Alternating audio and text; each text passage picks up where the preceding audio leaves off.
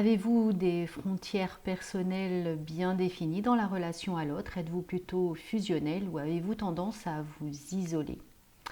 Quelle stratégie relationnelle mettez-vous en place dans votre relation à l'autre? Bonjour à tous, je suis Véronique Chaput, sophrologue, praticienne en hypnose et bioénergétique. Et effectivement, notre relationnel se tient en 3 mots: frontières souples, fusionnel ou isolation.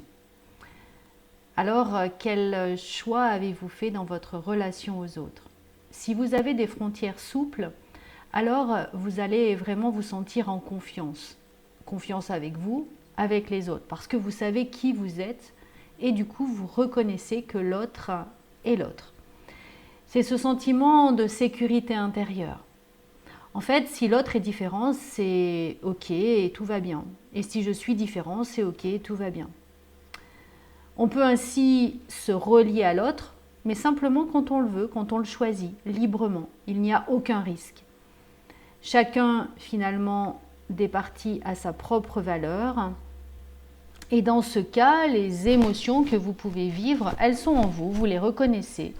Vous pouvez même les traverser, mais en tout cas, ça n'a pas d'impact sur votre identité. Il n'y a pas de combat non plus pour savoir qui a raison, qui a tort. Les points de vue sont juste différents. Et cette stratégie-là, c'est un apprentissage qui vient bien sûr de l'enfance, que l'on apprend au fur et à mesure. Si on l'a, alors si ces frontières sont souples, dans la fusion, ça va être possible. Elle sera choisie, par exemple une maman avec son enfant, dans l'acte sexuel, mais elle va être limitée. On retrouve, après cet épisode de fusion, on retrouve notre être. Si on n'a pas établi des frontières souples, alors la fusion va être un mode dysfonctionnel. C'est-à-dire qu'on perd ce choix, il n'y a plus de choix. L'autre devient en quelque sorte le prolongement de nous-mêmes. Et cela peut se faire avec des pensées, des émotions, des sensations.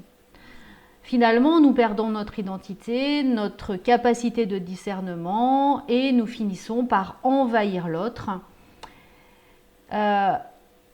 Et puis, il peut y avoir un troisième cas, c'est l'isolation, c'est-à-dire que si nos frontières sont souples, nous pouvons être nous, c'est-à-dire nous pouvons nous isoler, être uniques, être sans étiquette, sans rôle précis.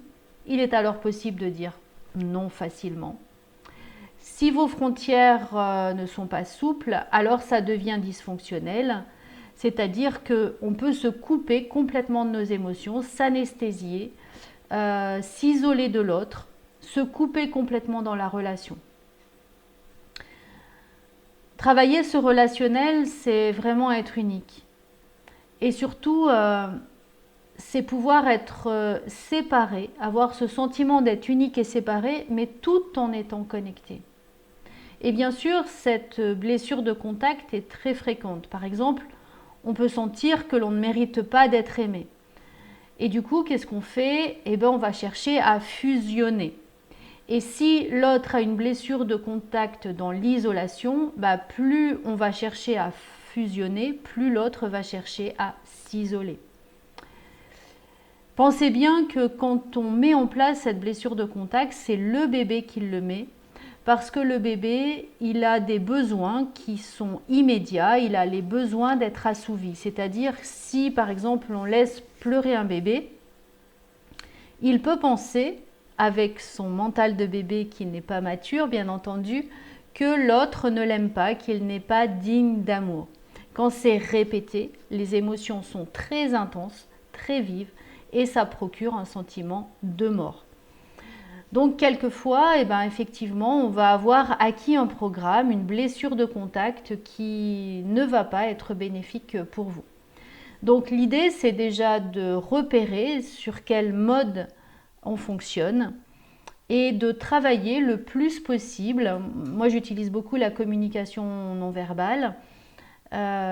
Cette communication qui permet de se relier à soi par le jeu, de pouvoir poser des faits sans interpréter, et donc du coup d'être séparé de toutes ces possibles fusions, de pouvoir reconnaître les émotions plutôt que de s'en couper, et de pouvoir ensuite repérer notre besoin qui va permettre de le satisfaire.